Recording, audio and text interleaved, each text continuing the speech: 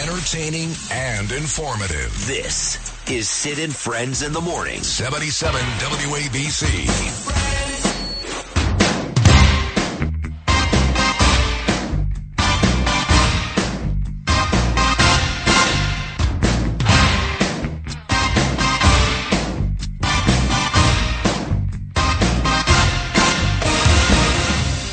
Meeting you with a view to a kill,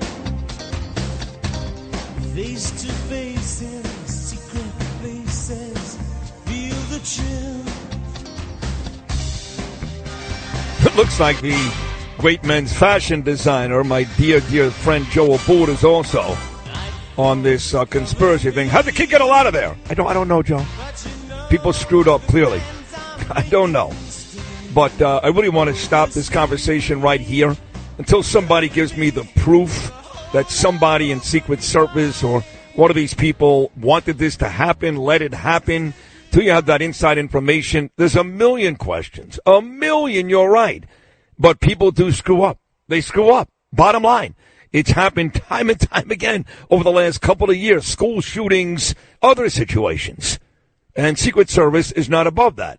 So until you give me specific information that tells me this was an inside job, I'm not doing it. I'm not doing it. I don't know how the ladder got there, Joe. I don't know how he's on the roof for a minute 26. They see him with a gun. They don't shoot him. I don't know how they know about it 26 minutes before, and he's still able to carry it out. I don't have any answers to any of these questions. But guess what?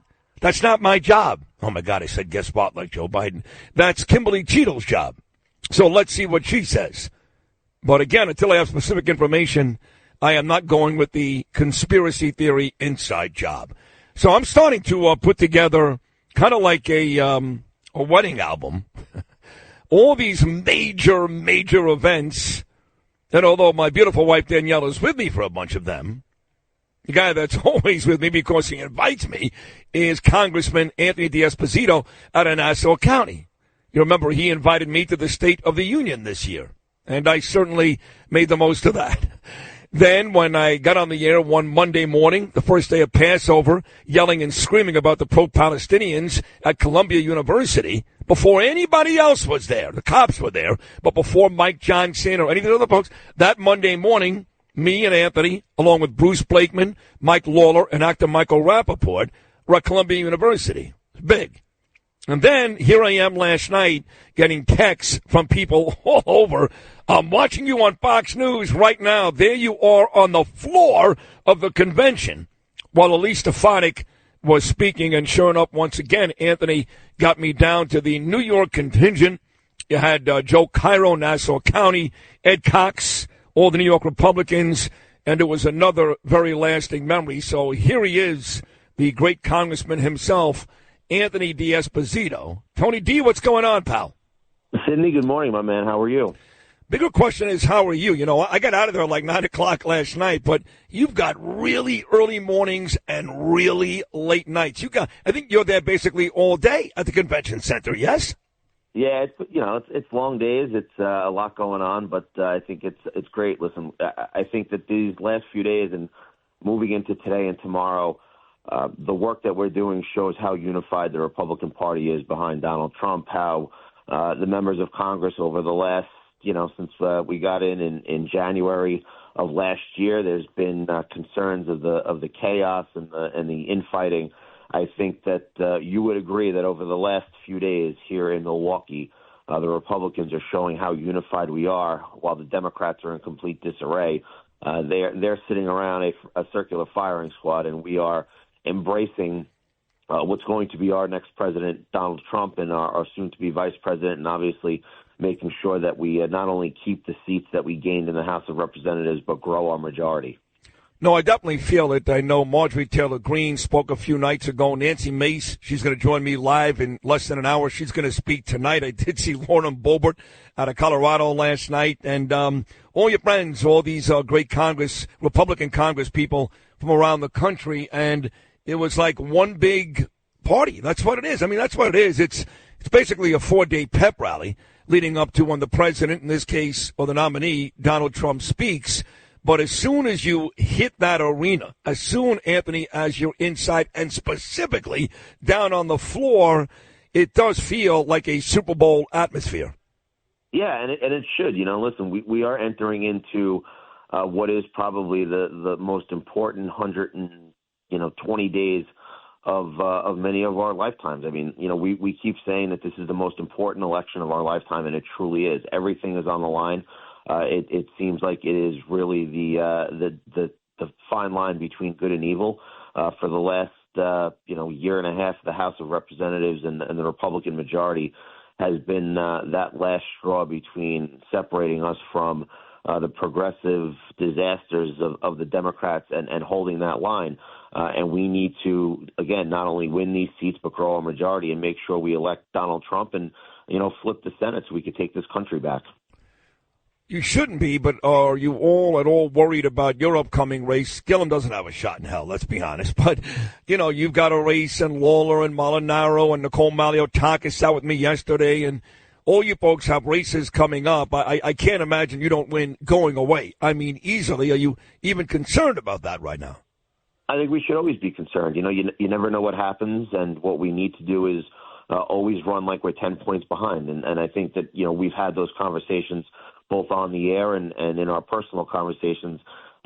These races are critically important, and there's going to be millions upon millions upon millions of dollars dumped into them by the Democrats in an attempt to take us out. And now more than ever, especially when the Democrats see their top of the ticket just completely falling apart, I think you're going to see mega donors with endless amounts of funds that will switch from donating to the top of the ticket to try to invest in the members of Congress or their hopeful members of Congress. And that's why we, especially here in New York, need to work as hard as we possibly can, not take our foot off the pedal, and continue to run like we're 10 points behind. And I think we will. Those of us in tough districts, when you look at us, whether it's me, whether it's Lawler, Lolota, Molinaro, we're going to work as hard as we can. We're going to continue to raise the money. I know that I think the three of us have come off probably the best quarters that we've had fundraising.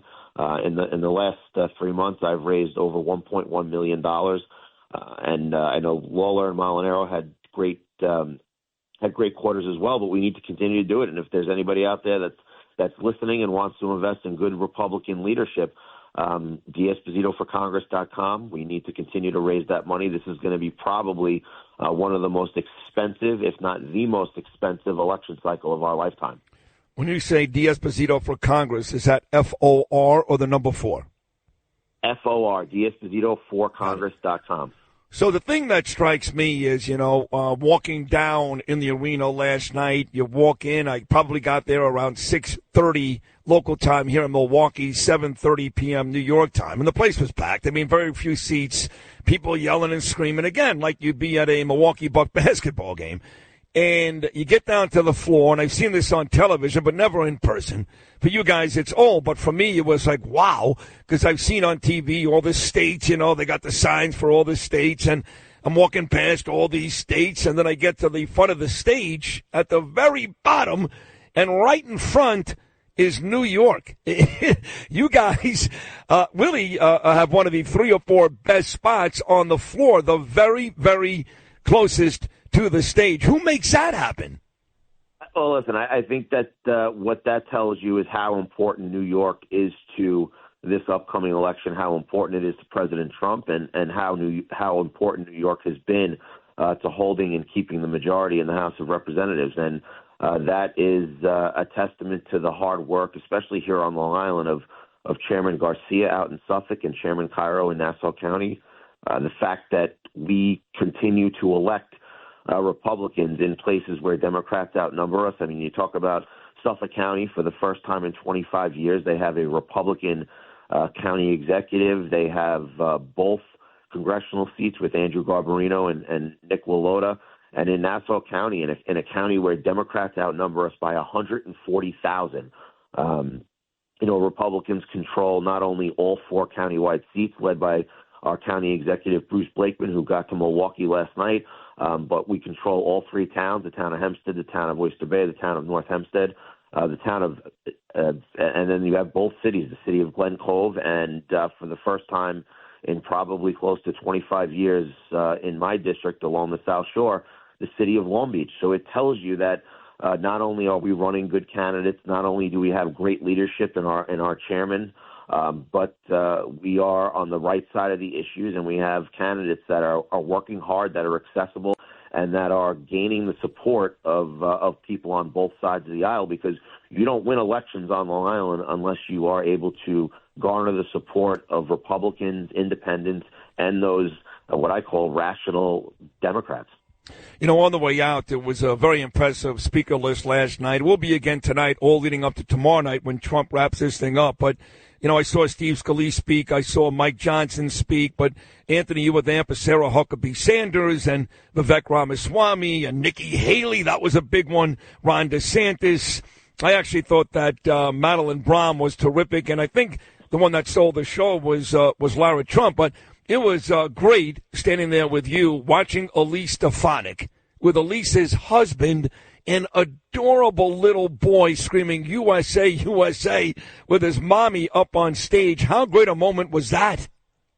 Listen, it's awesome. I mean, you had little Sam, yelling and screaming for his mom. And I think what it shows, and most importantly, is that everything that the Democrats in our opposition say that the Republicans aren't. You talk about when they say they aren't the party of women. You have the leader of our Republican conference, Elise Stefanik, right here from New York, representing us and talking about the future of this country with her beautiful family watching on. You have the fact that we are embracing the youth in our vice presidential candidate. So I think that arena, and you were down on the floor, and I think you would agree, when the Democrats talk about that we are anti-women, we are anti-minority, we're anti-youth, it's totally nonsense, because in that arena last night represented every bit of the United States of America, and most importantly, it represents the future of the United States of America. And the Republican Party are the ones that are welcoming everyone in, because we want to do everything that we can to make this country the best it's ever been, and that's going to start with electing Donald Trump president in November. Perfect way to wrap up this conversation. Anthony, thanks again for another great memory last night. Hopefully we'll do it again tonight and tomorrow night, right there with that New York contingent on the floor. Thank you for a great appearance this morning. I'll see you in a couple of hours, buddy. Thank you so much. You got it, Sid. Thanks for everything that you do for all of us, and let's keep making those memories. Thank you very much. He's the man. I love him. Congressman Anthony D'Esposito. And I should be standing right next to Anthony again tonight for Kimberly Guilfoyle, Nancy Mace, and a host of others, and tomorrow night for President Donald Trump.